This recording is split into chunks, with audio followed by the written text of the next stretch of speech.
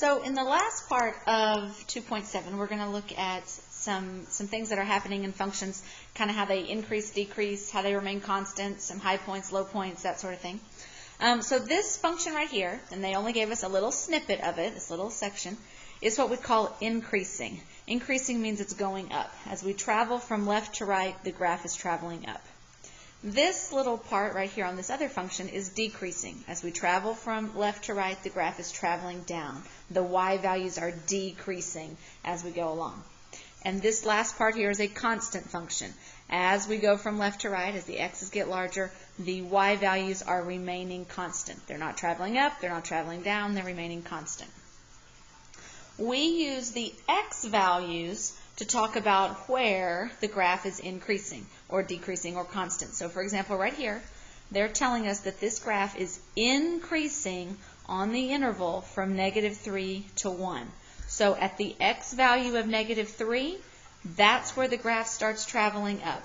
And it continues to increase until you get over to the x value of 1. Now, these values are not saying how low or how high the graph goes. This is just saying when you start at -3 from x until you get to 1 on the x-axis, the graph is traveling up that whole time. Okay, it's increasing. This graph, from the x value of -4 until the x value of 0, this graph is traveling down. We say it is decreasing over the interval -4 to 0. And this graph right here, between the x value of 2 and the x value of 3, the graph is remaining constant. So when we are naming these intervals, these are x values, and we're saying the graph in between -3 and +1 for x, the graph is traveling up. In between x values of -4 and 0, this graph is traveling down. And between the x values of -2 and 3, this graph is remaining constant. That is what this notation is saying. Okay, so let's try some other ones. Let's put arrows on the ends of these just to indicate that they keep on going. I'm going to make that dot really fat. Didn't mean to make it skinny there. And we'll put arrows on these, this graph C as well. Okay, so looking at graph A, they want to know when is it increasing, when is it decreasing, and when is it constant. Okay, well, when this graph starts on the far left, as we go left to right, it starts out, it is decreasing. Decreases for a while, and then it gets to a low point, and then it starts increasing. So when they ask where it's increasing on the x-axis from here to here. So the x value is 0, and then it continues increasing as we move to the right. So we say is increasing from 0 to infinity. That's not saying how high or low it goes. That's saying on the x values from x equals 0 until all the way towards infinity on the right. From 0 to infinity, the graph is traveling up. When is it decreasing? Well, it's decreasing on the left side. When the graph first started, it was traveling down. So it is decreasing from -infinity to 0. Okay? And when is it constant? This graph is never constant. It goes from decreasing to immediately increasing. There's never a period where it was flat. Like this graph over here has a flat spot. This one never has a flat spot. So there is not a region where it is constant. We'll say none. Now, remember back when we talked about domain and range. When we talked about domain and range, we said that you could use squared off brackets or parentheses. If the graph actually touched that number, we used a squared off bracket. If it got close to that number but didn't touch it, we used a parenthesis. That's true for domain and range. However, when we talk about increasing, decreasing, and constant, we always use parentheses. And the reason for that is this. This graph was decreasing from -infinity to 0, and then it immediately, as soon as it got to 0, it began increasing.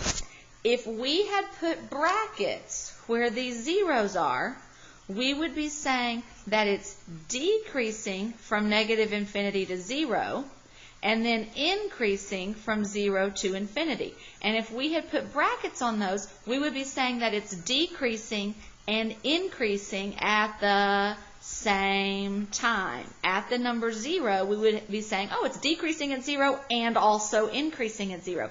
You can't do that. You can't be going up and down at the same time. So to avoid that issue, we do not put brackets on our intervals when we're talking about increasing, decreasing, and constant. We always, always, always use parentheses. Please be careful of that on your labs, on homework, on your test. Do not put brackets on intervals when they're asking you about increasing, decreasing, or constant. And that's why. Okay, let's look at graph B. Well, let's see, this graph starts here at -5 on the x-axis. It travels up for a while, it increases. Then it has a little region where it flattens out, it's constant, and then it increases again. Okay? So where is it increasing? It's increasing from -5 to right here. And this x value looks like it might be -2. Okay? So it's kind of hard to tell there. Is it -2, -3? We'll say -2. So it's increasing from -5 to -2. And then it has a region that it's constant, and then it increases again. And that region where it increases again begins at 1. So I'm going to say union 1 to infinity. So this is my way of saying, hey, it's increasing from -5 to -2, and then it increases again from 1 to infinity. Decreasing, there is none. There's no place where this graph was traveling down. Constant, it's a constant y value in between the -2 and the 1. And as a reminder, when we're doing increasing and decreasing and constant, always, always, always use parentheses, not brackets. Third graph there, it's increasing. As we go from left to right, the graph is going up. Then it has a region where it decreases, then it increases, and then it decreases again. Okay, so the increasing region is from -infinity up to right here. Looks like that x value is -4. Then it decreases for a while, and then it resumes increasing from this x value to this x value. So 0 to 3.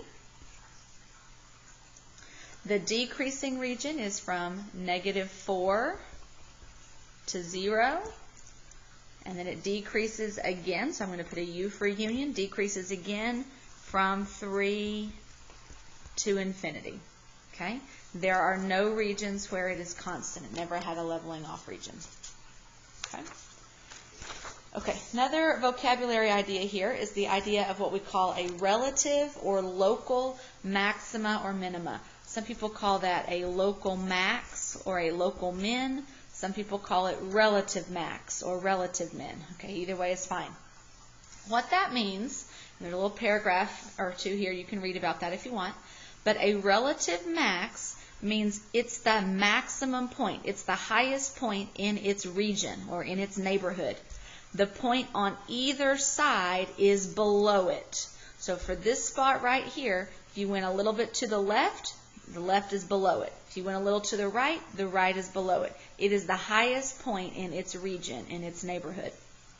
This point right here is a minimum, a local minimum or a relative minimum. That's a way of saying it's the lowest point in its neighborhood. The point to the left of it is a little bit higher.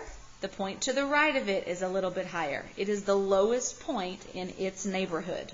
Okay? If we go back to these graphs A, B, and C that we just looked at a while ago, they are asking us about relative maximums and minimums in these graphs. So at graph A here, there's not a high point. Okay, remember this graphic keeps on going up forever and ever. There's not a highest point where it's higher than the point on either side. But this spot right here is a low point. This is the lowest point around it. The point on either side is higher, so this is a relative minimum. So we're going to write on our notes here that graph A has a relative minimum of -4 when x is 0. So notice the minimum value is the y value. How low does it go? This graph goes down to -4. And that happens when x is 0. So the min or max value is a y value. The y value is -4, and that happens when x is 0. On graph B, well, believe it or not, we do not have any maximums or minimums. And you go, oh, this is a high point. Yeah, but it's higher than the points to the left of it, but it won't be higher than the points to the right because this graph just keeps on going. This spot right here, it's lower than the points on the right, but there's no points on the left. It's an endpoint. So remember, to be a max or min, it's got to be higher or lower than the points on either side. We want to call this one a max. We say, look, it's higher than these points. You're right, but it's not higher than the points on the other side. So this is not a relative max or min, and neither is this one. So believe it or not, as strange as it is, graph B has no relative max or mins. There are not any. Okay. Now graph C. This point right here is a relative maximum because it's higher than the points on either side. This point is a relative maximum because it's higher than the points on either side. And this point is a relative minimum because it's lower than the points on either side. So it has two relative maximums and one relative minimum that we need to fill in. Okay, so graph C, we're going to see it has a relative max of, let's talk about this one first. What's the maximum height of this point? How high does it go? And it goes up to 3. So it has a relative max of 3 at x equals -4. So it has a relative max of 3 because it goes up to 3, and that happens at x equals -4. It has another relative max of, what is this one? This one goes up to 2. So a relative max of 2 at x equals 3. When x is 3, that y reaches its peak value of 2. So it has a relative max of 2 at x equals 3. And then the last one was a relative minimum. It has a relative min of what? What's the lowest this graph goes? It goes down to -2, and that happens at the x value of 0. So we say the relative min of -2 at x equals 0. Okay, giving us a couple of other graphs here. So they want us to look at this graph, tell when it's increasing, decreasing, constant, and then down here at the bottom, we'll identify any relative max or mins. Okay, so this graph starts out increasing, then it goes constant for a little bit, then it decreases, and then it increases again. So we have two increasing regions, a constant region, and a decreasing region. Okay, so increasing from -infinity, there's an arrow, so we know it keeps on going, -infinity to -2. Okay, then the other increasing region, so I'm going to put a union, from 2 to infinity. The decreasing region right here, it decreases from 0 to 2. And then the constant region is this part right here. It's constant from -2 to 0. If you wanted to kind of read the story here, at -infinity to -2, it's increasing. And then from -2 to 0, it was constant. From 0 to 2, it was decreasing. And then a last increasing region from 2 to infinity. We're looking for relative max and mins. And this point right here, even though we want to say, oh, it's a high point here, it's higher than the points on the left, but not the right. So it's not a relative max. Same thing for this point, not a relative max because it's not higher than the points on either side. This point, however, is a relative min.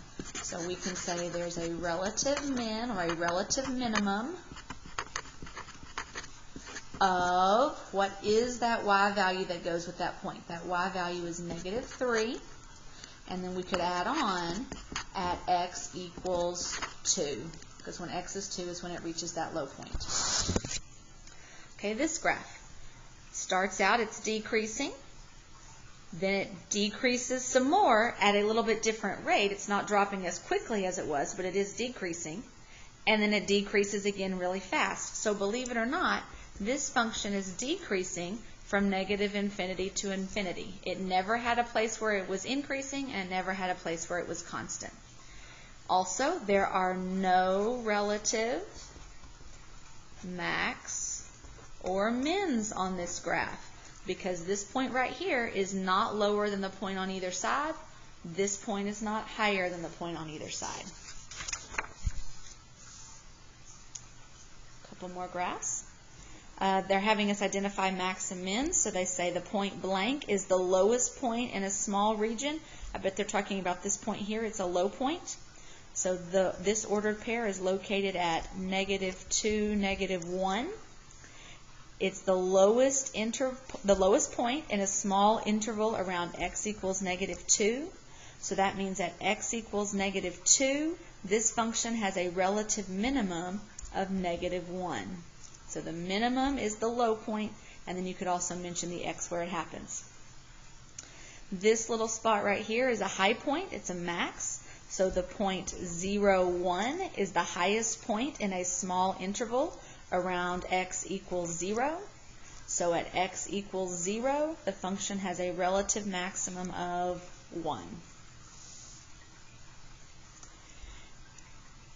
On this graph, looks like this is a relative min, this is a relative max, and this is another relative min. So let's do the minimums first, okay, since those are mentioned first. At x equals -1, the function has a relative minimum of -2. The mins and maxes are the y values. At x equals 4, the function has a relative minimum of 0. And at x equals 2, that's this point right here, the function has a relative maximum of 3. And then this last graph, again, I don't know why it keeps drawing those little lines, those little straight lines, that shouldn't be there. But here's another case where the function is increasing the whole time. It never has a high point or low point, so there are no relative max or mins on this graph right here. And that concludes our 2.7 section.